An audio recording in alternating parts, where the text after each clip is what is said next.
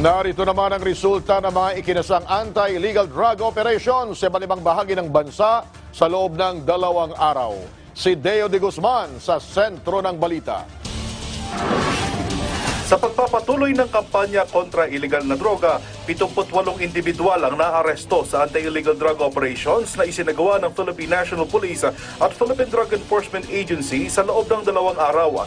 17 rito ang arestado sa Cavite, 12 sa Pampanga, 7 sa Davao City, 6 sa Bulacan, 4 sa Quezon, La Union at Tarlac, 3 sa Malabon City, Zamboanga City at Batangas, habang 2 naman ang naaresto sa Nueva Ecija, Olongapo City at Laguna. May mga nahuli rin sa Baguio City, Ilocos Sur, Pangasinan, Rizal, Oriental Mindoro, Camarines Norte, Negros Occidental, Bacolod City, Zamboanga del Sur, Misamis Oriental at Surigao del Sur.